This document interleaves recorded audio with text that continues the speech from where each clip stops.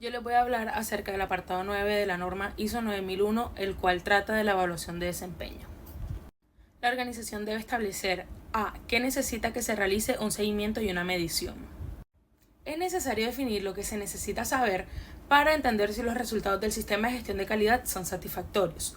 Para ello, es necesario entender que el resultado del sistema de gestión de calidad es el resultado de la empresa. B. Los métodos de seguimiento, medición, análisis y evaluación necesarios para conseguir resultados válidos. Una vez que se haya definido a qué se debe hacer seguimiento, medición, análisis y evaluación, se necesitará definir cómo hacerlo, optando por los métodos y técnicas más adecuados para la empresa. Evaluar y analizar. Evaluar corresponde a determinar si un proceso ha alcanzado o no los resultados esperados. Analizar tiene que ver con identificar las causas que llevaron a los resultados alcanzados. Medir y hacer seguimiento. Medir es llegar a una cantidad. Seguimiento es acompañar lo que fue medido para comprender la evolución de las cantidades y los datos que se levantaron. Pero se preguntarán cómo medir, hacer seguimiento, evaluar y analizar. La norma no sugiere ninguna técnica o método para la evaluación del rendimiento. Existen varias maneras de hacerlo. La más utilizada es el uso de los indicadores. Estos son una forma común, simple y muy eficiente de seguir, medir, evaluar y analizar procesos. C. ¿Cuándo se tienen que hacer los seguimientos y las mediciones? Creo que este ítem es un poco más simple. Después de decidir qué debe medirse, hacer seguimiento y cómo hacerlo, se tendrá que decidir con qué frecuencia se realizará este seguimiento. Lo más importante es que la periodicidad tenga sentido con el proceso que se está midiendo. Una vez más, el contexto de la empresa y el tipo de proceso son decisivos a la hora de definir la periodicidad. Es común incluso que existan procesos con recolección de datos diarios que solo se analizan semanalmente, por ejemplo. D. ¿Cuándo se deben analizar y evaluar los resultados de seguimiento y medición? Hasta aquí la norma solo habló en medición y seguimiento, es decir, estaba dando orientaciones sobre la recolección de datos para recoger números que muestren lo que está sucediendo con el sistema de gestión de calidad. Ahora, es necesario crear una rutina de análisis de esos datos, definiendo la periodicidad en la que los datos recolectados en el seguimiento deben ser estudiados y analizados. De la misma forma, definir responsables del análisis es sumamente importante para que el proceso tenga éxito. Adicionalmente, hay que prestar atención para no sobrecargar un solo líder con 1000 indicadores, por ejemplo, porque no va a poder analizarlos en un tiempo efectivo. La organización debe conservar información documentada apropiada como evidencia de los resultados. Por último, la norma determina que la organización guarda la información documentada sobre medición y seguimiento. Aquí la norma está hablando de registros, pues los datos recolectados servirán como un histórico y mostrarán la evolución del sistema de gestión de calidad. Entonces, básicamente, se tendrá que registrar todo lo que se decidió supervisar, además de retener los análisis de estos datos. Todas estas informaciones son parte del conocimiento organizacional de la empresa y van a ayudar a mejorar los resultados en los procesos. De acuerdo con el apartado 9.1.2 de la norma ISO 9001, la satisfacción del cliente se define como el resultado de comparar las expectativas del cliente con respecto a los productos y servicios e imagen que le brinda una marca con el valor percibido luego de recibidos. El propósito del procedimiento de satisfacción del cliente consiste en describir los métodos para medir, monitorear e interpretar la retroalimentación del cliente para determinar si la organización está cumpliendo con sus requisitos o no. Como resultado, la satisfacción del cliente se manifiesta a través de la percepción del cliente, como les mencioné anteriormente, sobre el grado de cumplimiento de sus requisitos por parte de una empresa. Esta definición muestra que la satisfacción del cliente es un juicio subjetivo y no es cuestión de sí o no, sino una gama de diferentes niveles de satisfacción del cliente. La norma ISO 9001 establece que la organización debe hacer un seguimiento de la información relativa a la percepción del cliente en cuanto a si la organización ha cumplido los requisitos del cliente, como indicador de la eficacia del sistema de gestión de la calidad. ¿Cómo medir la satisfacción del cliente con la ISO 9001? Para medir la satisfacción del cliente es necesario seguir los siguientes pasos. Primero, identificar lo que indica la satisfacción del cliente. Para iniciar el proceso de satisfacción del cliente, se debe definir cómo medir si los clientes están satisfechos con el producto o servicio. Por ejemplo, a través de encuestas de satisfacción u otro sistema de retroalimentación del cliente.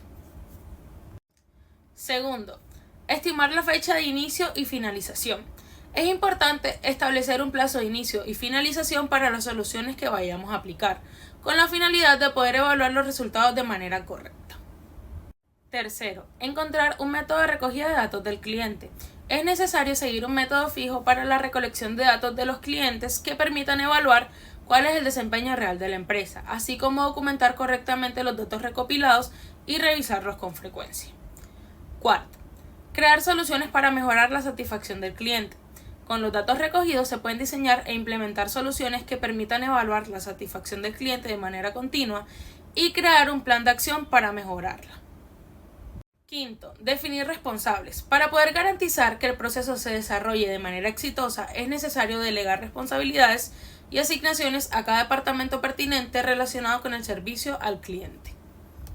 Y sexto, diseñar un plan de seguimiento de la satisfacción del cliente con la revisión constante de los datos documentados y la delegación de responsabilidades. El plan de la empresa puede enfocarse a mantener un funcionamiento correcto de forma continua. Si bien no existe una única vía para medir la satisfacción del cliente, algunas de las metodologías que se pueden implementar para medir la satisfacción del cliente según la ISO 9001 son: encuestas de satisfacción al cliente. Esta consiste en un cuestionario con preguntas relacionadas con los productos y la calidad del servicio recibido, que generalmente se evalúa a través de una escala de valoración que va desde lo más bajo hasta lo más alto e incluye algunas preguntas abiertas. Quejas de clientes. Analizar el número de quejas y reclamaciones puede aportar datos que ayuden a evaluar la calidad del servicio al cliente. Sin embargo, es importante tomar en cuenta que la mayoría de los clientes insatisfechos no levantan solicitudes formales, por lo que es necesario incorporar otras métricas que ayuden a tener el panorama más completo. Informes de agentes de servicio al cliente.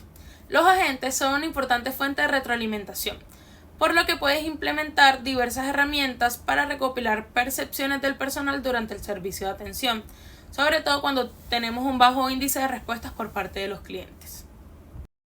De pérdida de clientes. Evaluar cuál es el número de clientes que han abandonado el negocio o han disminuido su nivel de transacciones es una métrica importante, así como las razones que están detrás de esta pérdida para poder tomar acciones de mejora.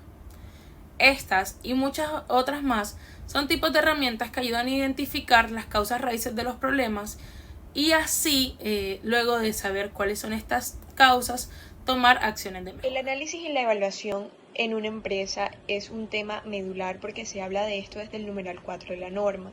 Dentro de una organización, si solamente hacen seguimiento y medición de los datos que se obtuvieron y no se les da un tratamiento, esto no sirve de nada, porque es que solamente tener los datos no nos ayuda a tomar decisiones. Es como, por ejemplo, tener en la libreta los apuntes, mirar los apuntes y sin antes hacerle una analogía solamente van a ver un montón de letras dispersas por todo el cuaderno. Entonces, como les dije, esto no sirve absolutamente de nada. Por el contrario, si empezamos a hacer un análisis de estas letras y ver cómo están ordenadas, ahí es entonces cuando vamos a empezar a obtener una información. Ahora bien, cuando hacemos el análisis del seguimiento y la medición que hicimos anteriormente, podemos darnos cuenta del estado en el que está la empresa, si vamos bien con lo que estamos haciendo o por el contrario vamos decayendo. Y para hacer este análisis podemos apoyarnos en técnicas estadísticas, es decir, podemos medir, por ejemplo, el desempeño de un proveedor durante el análisis se pasa a la evaluación. En esta parte, la organización a través de criterios que se han establecido anteriormente por la alta dirección o por los gerentes de área, digámoslo así, pueden analizar o mirar si realmente lo que se está haciendo en la empresa está satisfaciendo las necesidades de esta. Es como de pronto tener un hijo, mandarlo al colegio, y es un ejemplo cotidiano, mandarlo al colegio y ver que de pronto sus calificaciones en matemática han disminuido un poco. Antes sacaba 10, 9, pero de pronto de un momento a otro empezó a sacar 7, 6. Si yo soy una mamá que le gusta más la literatura, que se enfoca en otros ámbitos que no tienen mucho que ver con la matemática, a mí pues no me va a afectar tanto que mi hijo pase la materia raspando. Por el contrario, si soy una ingeniera, yo mis expectativas las voy a tener mucho más elevadas con respecto a sus calificaciones. Cuando ya hago el análisis y puedo evaluar realmente qué es lo que está pasando, es ahí donde yo digo, ok, tomemos acciones. O de lo contrario, puedo decir, vamos bien, estamos cumpliendo con las necesidades, no tenemos que cambiar nada. En conclusión, el análisis y la evaluación del seguimiento y la medición en una empresa se hacen con el fin de verificar si la empresa está funcionando bien o de lo contrario no tanto. Y esto se puede hacer para tomar acciones ya sean positivas o dejar todo como va marchando. Ahora hablaremos sobre el numeral 9.2 de la ISO 9001, el cual nos habla sobre auditorías internas. Por eso comenzaremos definiendo qué significa auditorías internas. Y nos iremos a la ISO 9000 para conocer este concepto, el cual nos dice que auditorías internas se define como un proceso sistemático, independiente y documentado. Con la definición clara podemos pasarnos directamente al objetivo de la misma, el cual nos dice que es obtener información de manera sistemática e imparcial sobre el desempeño y la eficacia del sistema de gestión de la calidad. Ya conociendo lo que es auditoría interna y conociendo su objetivo, pasamos a lo que la organización debe. Como primero, la organización debe planificar, establecer, implementar y mantener uno o varios programas de auditoría. Segundo, se deben definir los criterios y el alcance para cada auditoría. Y tercero, los auditores deben ser seleccionados de manera que se asegure la objetividad y la imparcialidad de cada proceso de auditoría. Esto va a depender de la cantidad de auditorías que vaya a tener dicha organización, y para cada auditoría que se vaya a realizar se debe tener en cuenta cada uno de los criterios mencionados, como la definición del criterio y el alcance, y obviamente asegurar de que cada auditor seleccionado vaya a cumplir con esa imparcialidad para que se pueda desarrollar de forma efectiva la calificación del sistema de gestión de la calidad de dicha organización. Como cuarto, tenemos que los resultados de la auditoría se deben informar a las direcciones pertinentes. Como quinto, tenemos que se deben realizar correcciones y tomar acciones correctivas sin demora injustificada. Como sexto, tenemos que se debe conservar información documentada como evidencia del programa de auditoría y los resultados. Esto que nos dice que al finalizar cada auditoría se debe tener en cuenta las recomendaciones que se hagan en cada dirección para que ésta misma tome acciones correctivas y así se pueda mejorar el sistema de gestión de calidad y se cumpla el mismo. ¿Y qué nos dice al final? Que se debe cumplir con el hecho de que se mantenga una información documentada de todas las auditorías y de esas acciones de mejora que se dan de la misma para que el sistema de gestión de la calidad se efectúe correctamente. Buenas tardes, prosiguiendo con la temática, tenemos revisión por la dirección, que es el último y el tercer apartado de la cláusula número 9, también llamado evaluación de desempeño. Aquí se requiere la aplicación de principios como liderazgo y compromiso de la alta dirección para implementar, mantener y mejorar el sistema de gestión de la calidad. Este es un espacio donde la alta dirección evalúa el sistema de gestión de la calidad desde 4 aspectos: la conveniencia, la adecuación, la eficacia y la alineación con la dirección estratégica. La revisión por la dirección debe realizarse en intervalos planificados según el acceso a la información y la conveniencia de los tiempos. Puede definirse de manera trimestral, semestral, anual, según sea conveniente. Bueno, dentro de este apartado de revisión por la dirección tenemos unas entradas, que son insumos para tomar decisiones, generar conclusiones y acciones que desde la alta gerencia permiten mejorar el sistema de gestión de la calidad. La primera entrada se conoce como el estado de las acciones de las revisiones por la dirección previa. Esta son reuniones de rutina en las que se examina el estado de compromiso dados en reuniones anteriores, si estos compromisos se cumplieron, si no se cumplieron o si están en proceso.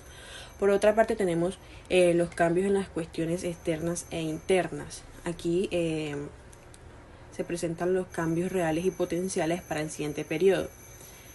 Tenemos la satisfacción del cliente, pues aquí se presentan los resultados de medición de la satisfacción del cliente que se puede dar a través de encuestas, de estudios de mercado, de garantías utilizadas y informes de agentes comerciales.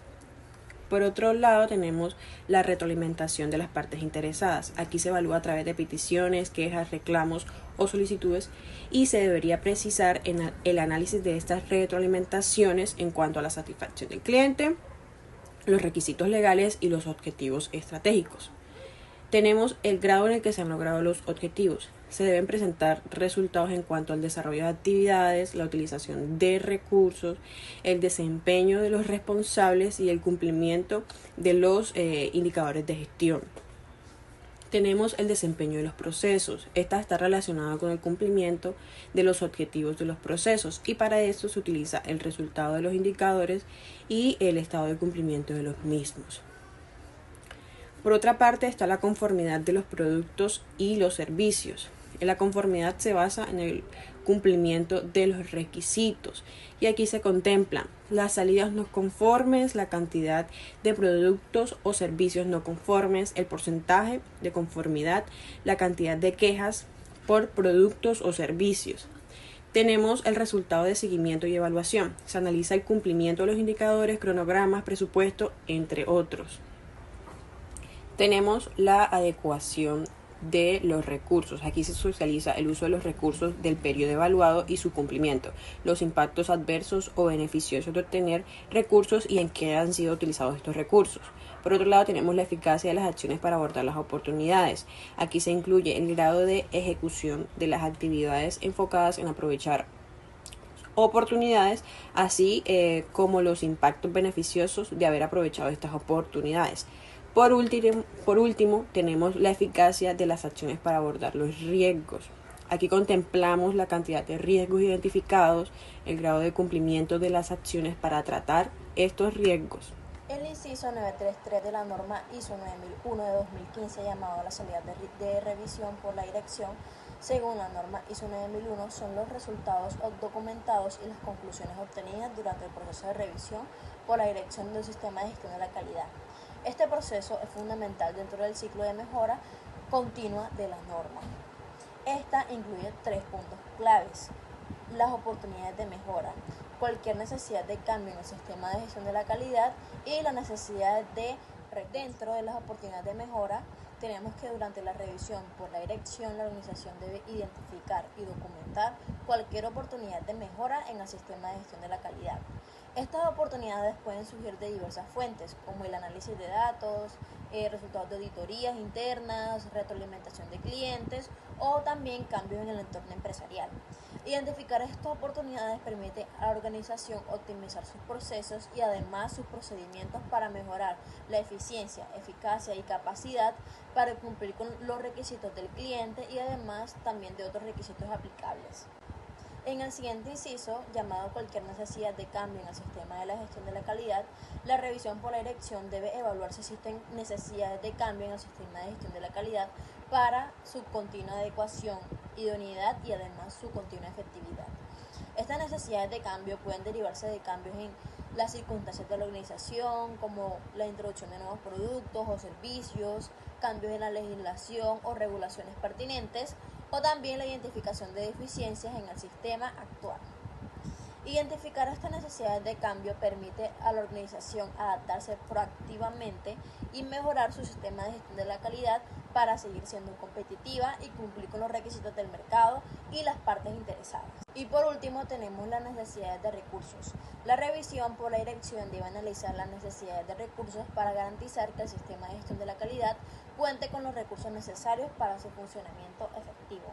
Estos recursos pueden incluir recursos humanos, financieros, tecnológicos y también de infraestructura.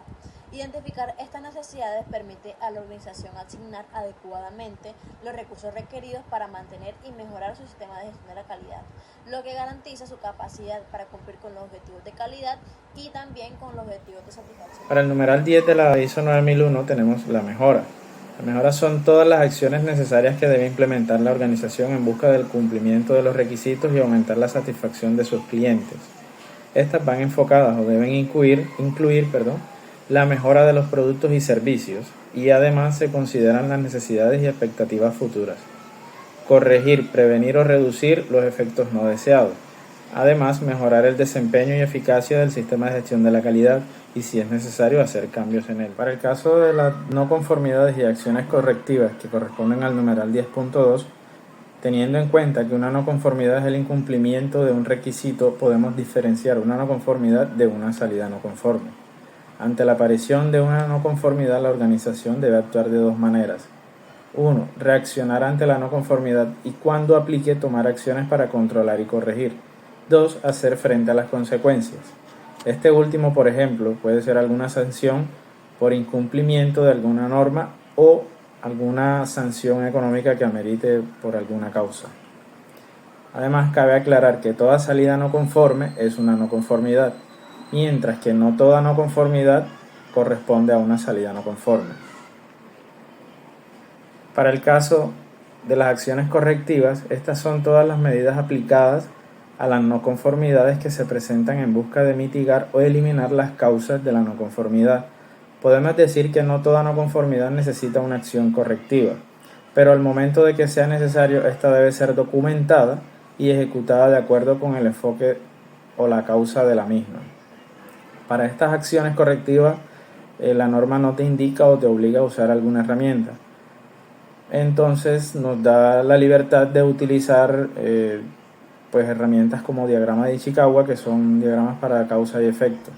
Continuando con el apartado 10.2.2, que tiene como título Información documentada, en este es donde se debe establecer toda la información relacionada con las no conformidades y las acciones tomadas posteriormente para afrontar dichas no conformidades. También es necesario mantener información documentada de las acciones correctivas que se toman para afrontar las no conformidades y los resultados de estas. Por eso me gustaría mostrarles el formato que pueden ver en la diapositiva, que es un formato que se diseñó para el registro de las no conformidades y de las acciones correctivas. Como sabemos, la norma nos dice lo que debemos hacer, más no cómo tenemos que hacerlo.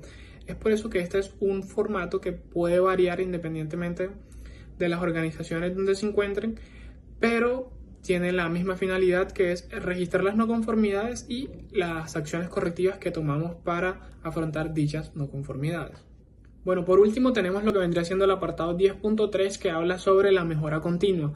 En este, la organización debe estar siempre enfocada en mejorar continuamente la conveniencia, adecuación y eficacia del sistema de gestión de calidad, buscando así oportunidades de mejora o suplir alguna necesidad que dicho sistema presente. Para esto, tienen que estar en un constante análisis de cómo está trabajando el sistema de gestión y qué oportunidades de mejora puede haber, independientemente del apartado que estemos trabajando, sea el contexto, sean las operaciones, sean los servicios y demás.